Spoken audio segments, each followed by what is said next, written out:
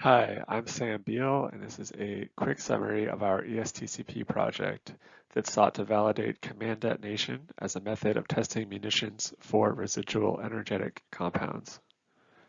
The motivation for this work is that energetic residues released to the environment during military training can result in costly remediation and restrictions to training activities. At the same time, new explosives are being developed to meet insensitive munition criteria. However, post-detonation residues for new munitions are not typically measured.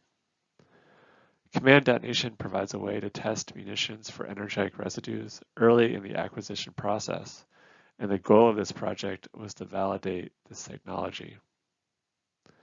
The approach we took was to first determine energetic residues from live fire training with two insensitive munitions, which then served as the benchmark against which we compared residue data from previous command detonation tests of the same munitions that were collected during a past CERTIP project.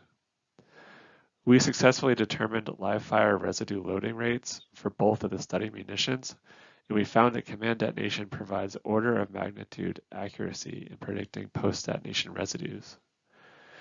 Given that observed variability in residue loading between different types of munitions typically is multiple orders of magnitude, this level of accuracy is likely sufficient for environmental impact assessment.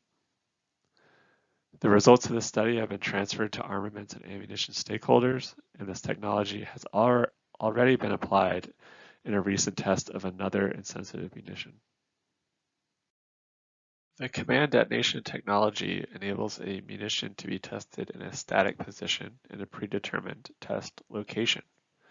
However, it requires the munition's issued fuse to be replaced with a fuse simulator.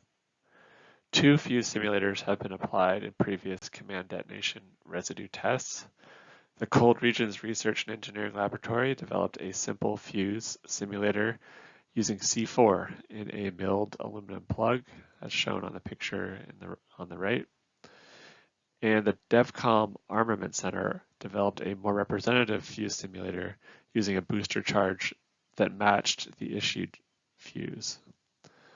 Both fuse simulators were applied during command detonation tests of insensitive munitions during a previous CERTIP project, which used deposition on snow, shown on the bottom, as a clean collection medium.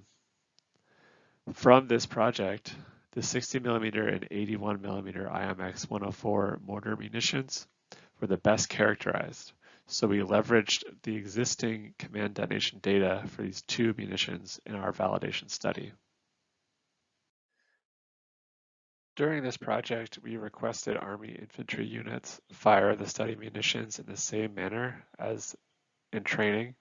This is what we call live fire. The video shows the detonation of a live-fired 81mm munition, where the solid products are deposited surrounding the impact point, and the gaseous products are transported along the wind direction. Performing this testing on snow visually captures the deposited soot and residues on the surface, and this medium provides excellent sensitivity for our analyses. We sampled live fire detonation plumes in the same manner as previous command detonation tests. Each plume was sampled using multi-increment sampling that provides a representative estimate of the mean compound concentration over a large area. Concentrations of energetic compounds were determined in melted snow samples after processing by high-performance liquid chromatography. We estimated the compound mass in the entire depositional plume by extrapolating the measured masses in the samples using the known sampled area, which we calculate from the size of the sample scoop and the number of increments, and the size of the deposition plume, which we measure with high precision GPS. This plot compares live fire in gray with command detonation using the two different fuse simulators for the two studied munitions. In general, command detonation estimated each IMX 104 compound to the correct order of magnitude. This level of accuracy is likely sufficient for risk assessment, as variability in residue loading between previously studied munitions has often spanned multiple orders of magnitude. Underestimation of some compound loading rates by command detonation indicate potential sources of improvement in the testing method, specifically the initiation mechanism.